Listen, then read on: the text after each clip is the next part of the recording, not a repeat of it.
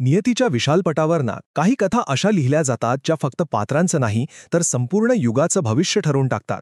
आज आपण वाल्मिकी रामायणाच्या अरण्यकांडातल्या त्याच एका निर्णायक क्षणाची गोष्ट पाहणार आहोत, जिथे एक चूक, एक अपमान आणि एक मोह या सगळ्यांमुळे संपूर्ण सृष्टी एका महायुद्धाच्या खाईत लोटली गेली. ही कथा आहे सुडाच्या अग्नीची, एका मायावी हरणाची आणि त्या अपहरणाची, ज्याने इतिहासाची दिशाच कायमची बदलून टाकली. चला तर मग या महानाट्याच्या प्रत्येक अंकातून आपण प्रवास करूया. पाहूया की सुडाची आग पेटली कशी, एका कपटी योजनेचा पाया कसा रचला गेला, एका सुंदर मायाजालाने कसा मोह निर्माण केला, एका खोट्या आक्रोशाने नाती कशी पणाला लावली आणि सगळ्यात शेवटी या संपूर्ण अध्यायातून आपल्याला कोणता कालातीत संदेश मिळतो हे समजून घेऊया. तुम्हाला माहीत आहे, प्रत्येक मोठ्या विनाशाची सुरुवात एका लहानशा ठिणगीतूनच होते. सीतेच्या अपहरणाच्या या दुःखद कथेची सुरुवातसुद्धा शूरपणखेच्या हृदयात धगधगणाऱ्या अपमानाच्या अग्नीतूनच झाली होती. तर नाक कान कापल्यामुळे विद्रूप झालेली शूर्पणखा ती थेट पोचली आपला भाऊ लंकेचा राजा रावणाच्या दरबारात. आणि तिथे जाऊन तिनं फक्त आपल्यासोबत काय घडलं हेच सांगितलं नाही, तर तिने एक जबरदस्त म्हणजे अगदी मनोवैज्ञानिक खेळी खेळली.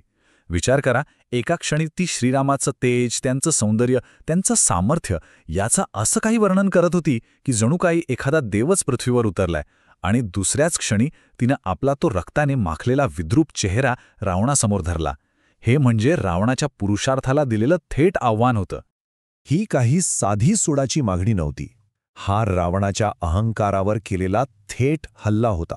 शूरपणखेला चांगलंच माहीत होतं की रावणाला त्याच्या ताकदीचा आणि प्रतिष्ठेचा केवढा गर्व आहे.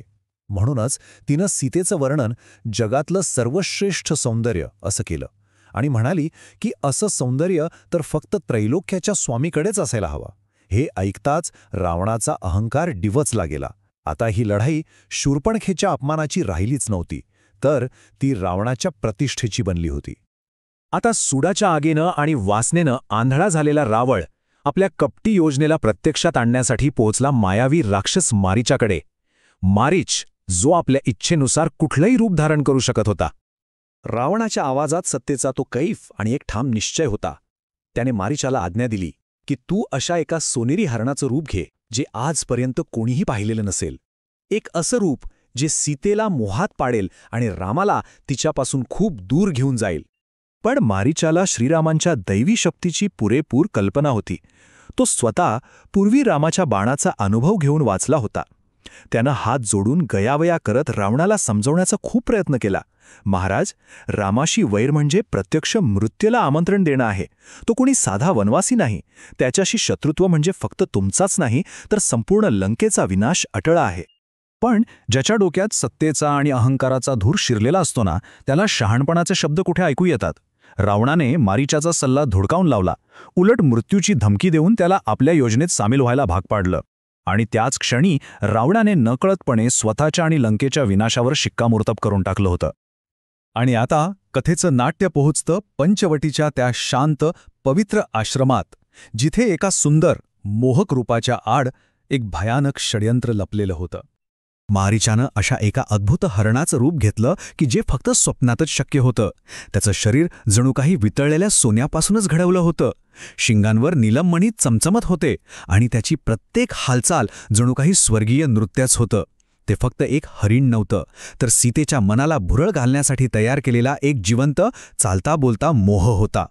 आणि रावणाची योजना यशस्वी झाली. त्या अलौकिक हरणाला पावताच सीता अक्षरशः मंत्रमुग्ध झाली. तिच्या मनात त्याला मिळवण्याची एक तीव्र इच्छा जागी झाली. तिने श्रीरामाकडे हट्ट धरला की मला हे हरिण हवंच.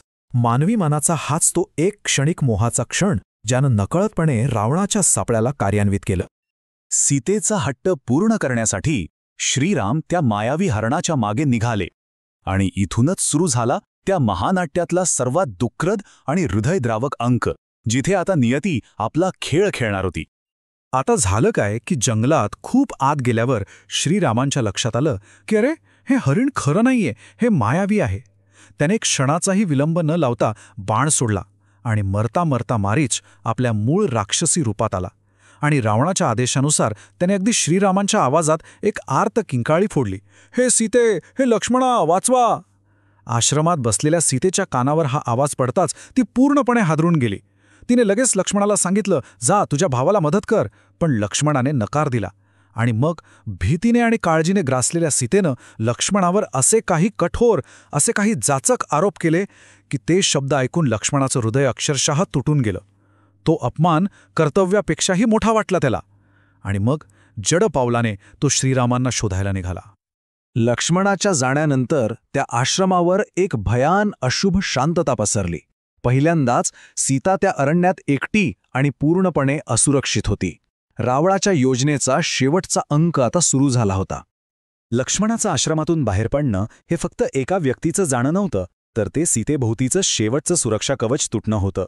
रावणाला जे हवं होतं अगदी तेच घडलं होतं. आणि मग साधूच्या वेशात आलेला रावण आपल्या मूळ 10 तोंडांच्या भयानक रूपात प्रकट झाला. त्याचा तो अहंकार, ती गर्जना आणि ते विक्राळ रूप पाहून पृथ्वीही क्षणभर थांबली असेल. त्याने सीतेला जबरदस्तीने उचलून घेतलं आणि लंकेच्या दिशेने आकाशमार्गाने प्रयाण केलं. मागे उरला होता तो फक्त सीतेचा एक असहाय्य आक्रोश. रामायणातील ही कथा फक्त एका अपहरणाची नाहीये. ही कथा आहे मानवी भावनांची, आपल्या निर्णयांची आणि त्यातून मिळणाऱ्या परिणामांची. आणि यातले धडे आजही तितकेच महत्त्वाचे आहेत जितके तेव्हा होते. या कथेतून मिळणारे धडे खूप खोल आहेत. पहिला, रावणाच्या उदाहरणावरून दिसतं की सूड आणि अहंकार माणसाला आंधळ बनवतात आणि शेवटी त्याचाच नाश करतात. दुसरा, सीतेच्या मोहातून हे कळतं की एखादी क्षणिक इच्छा किंवा मोह कधीकधी आपल्या सर्वात मोठ्या सुरक्षेला, आपल्या लक्ष्मणरेषेला भेदून टाकतो. आणि तिसरा, सगळ्यात महत्त्वाचा धडा लक्ष्मणाच्या धर्मसंकटातून मिळतो. तो म्हणजे कधीकधी कर्तव्य आणि भावना यांच्यात निवड करणं किती कठीण असतं आणि चुकीच्या वेळी घेतलेला भावनिक निर्णय किती विनाशकारी ठरू शकतो. ही कथा आपल्याला विचार करायला लावते की आपल्या आयुष्यात असे किती सुवर्णमृग येतात जे आपल्याला मोहात पाडतात, आणि रागाच्या भरात आपण किती वेळा असे निर्णय घेतो ज्याचे परिणाम आपल्या नियंत्रणाबाहेर जातात. ही होती आजची प्रेरणादायी कथा वाल्मिकी रामायणातील. पुढील अशाच भावस्पर्शी कथांसाठी प्रवीण मोहिते वर्ल्डला सबस्क्राईब करा, जिथे प्रत्येक कथा सांगते मनाला भिडणारा अर्थ. Stories, people, purpose.